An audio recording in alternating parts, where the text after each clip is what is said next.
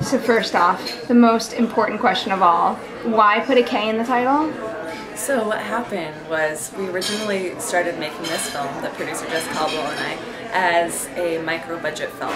So we wanted to make this movie for $20,000. We started raising money on Kickstarter. Through Kickstarter, we found this guy, this angel investor who was like, I love your idea, let me finance your project for much more.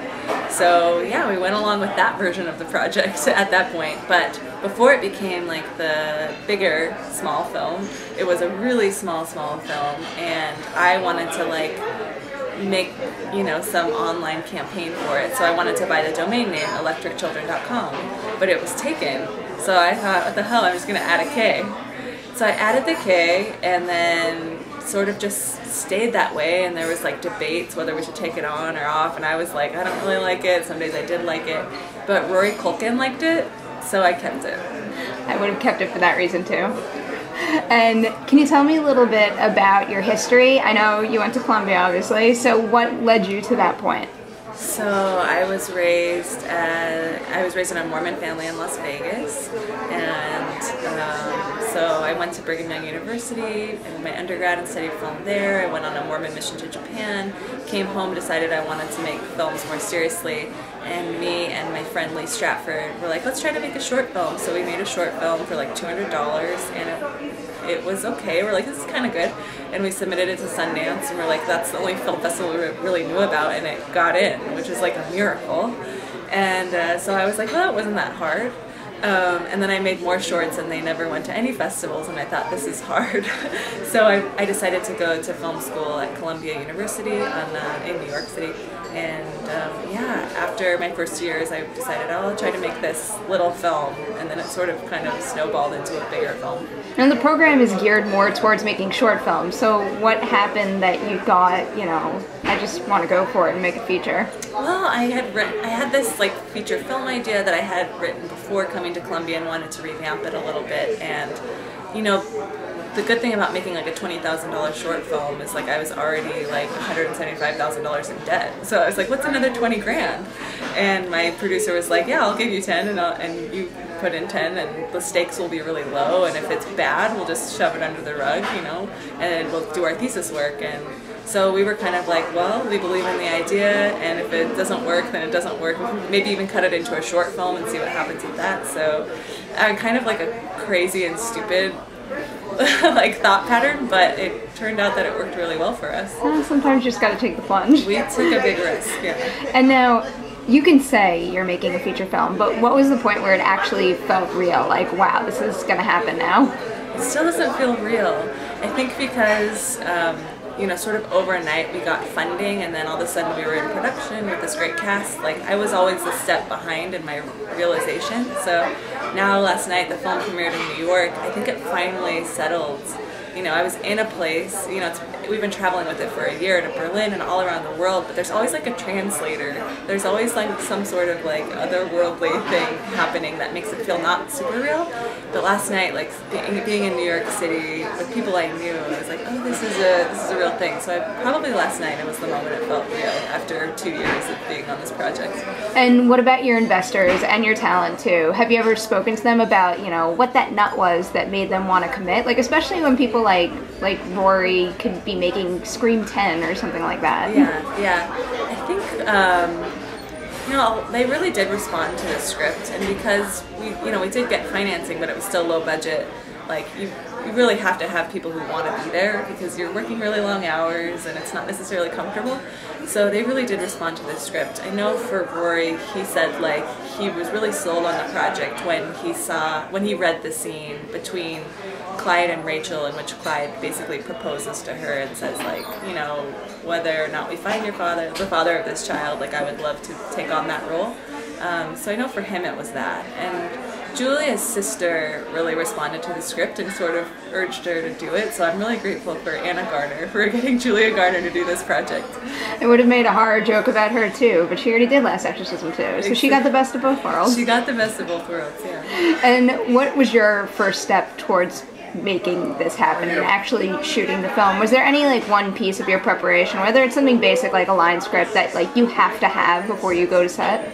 I did storyboards, but I like my shot list, and like basically for every scene I would like write down one word and just like try to remember that one word, like that I had, you know, whether it was like for my visual direction or like a word that's like remind the actors about. It was like I tried to like whittle it down to one word to remember for that scene, and so I think like I had maybe like just a list of like 250 or however many scenes, like words, like in a row, and I could like remember what the scenes Do you remember any one offhand? What do I remember? There was one that was like humble. There was some like basic ones like blue.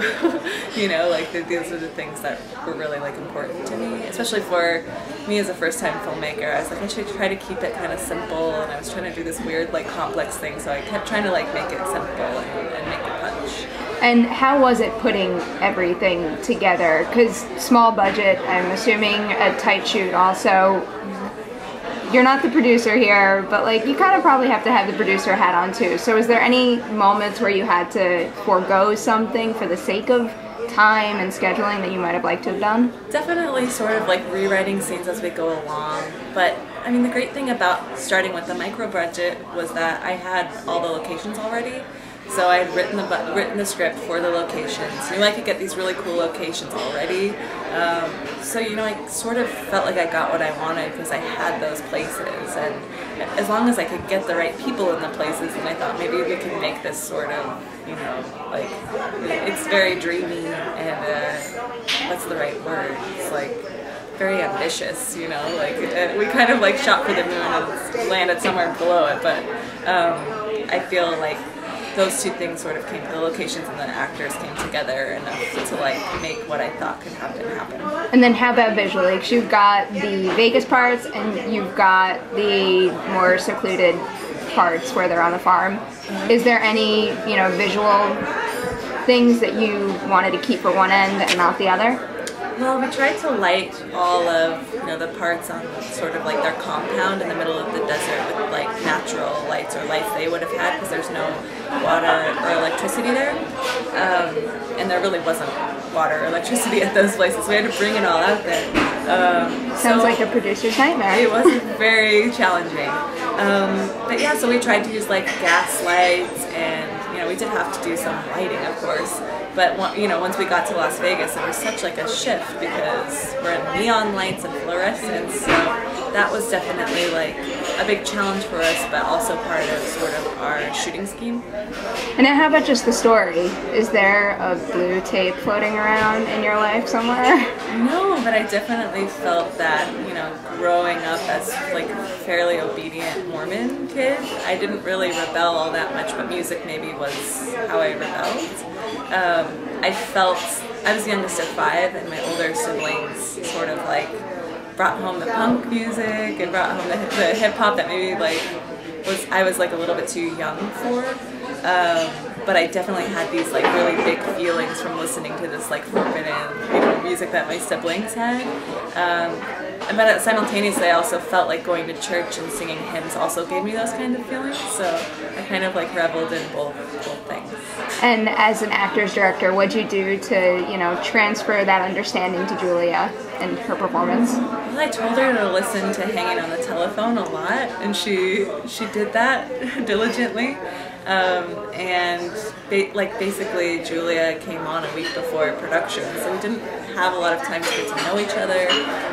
But on set, you know, like I just told her to focus on the goals of the scene, and she could really do that. And she sort of just has that ethereal quality that no other actress had. So with her it was fairly easy. And with Rory Culkin, his character originally had this sort of like hearing impairment. And so he was like sort of the opposite of Julia in terms of like music. Like he was living with all these musicians, but he couldn't really hear it so clearly, living in his own underwater world. And we slowly took that away, but that was definitely part of his character. And how about Liam? How'd you settle on him? Because that's a great character too. Yeah, so Liam actually was the first person we cast. And I had seen him in Stepmom and Lemony Snicket and just loved him. And, you know, he came into the audition nervous, but sort of nailed the role and just said, I love this. And that was enough for me. I really am proud of him. And now you have this film, and it's getting a release, and it's been to festivals. You've gotten tons of awards. I'm sure you must be incredibly thrilled, but then again, I'm sure there's a part of you that's like, oh my god, how do I keep this up now? Yeah, definitely. You reminded me of that. I'm so sorry. Right. No, yeah, I've been writing for a year, and I'm still writing, and I'm reading a lot of projects, and I'm tired of like talking about this film and can't wait to like create again, because that's the space I'm happiest in. So like being in front of people, there's like a reason why I'm behind the camera and not in front of the camera, because like I really love being there and collaborating, and I love being in the editing room, and loved my editor Jen Lilly, and can't like wait to have footage to like mess with and solve problems with, and you know, it's like fun. It's a fun way to communicate with people, and I think that it's the communication style I prefer the most, so I hope to do it again. So what are you working on next? Do you like to write from personal experiences, or would you do something in another genre, like a superhero movie or a horror movie if it came your way? I love writing and directing, but writing is like so difficult. I'm writing like a thriller right now. I like set it as a goal a year ago to challenge myself, and now a year later I'm still writing the thriller. So it's set in New York, and I'm really excited about it. It's a doppelganger thriller set in like a pageant world. So it's still me, but like different conventions. I'm really excited about that one. But I would love for someone to give me a script, and it could be a romantic comedy or like a silly comedy, a marijuana comedy. That would be hilarious. I would be interested in tackling these other worlds that I'm not so involved in. But like, you know, it would be new for me. But I love working in comedy. I'd love to make like a romance, just to try it out and work with different kinds of actors and try to figure out that stuff too, and maybe something weird and cool would happen. And as a first-time feature filmmaker, for all the people out there who are dabbling in shorts and looking to make that leap, what is the one thing you would recommend them to do, or maybe not to do? Definitely believe in a story and have something to say.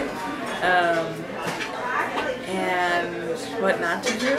I don't know. You never know, you know? Like, sometimes the thing not to do is the best thing to do. So I guess just trust yourself.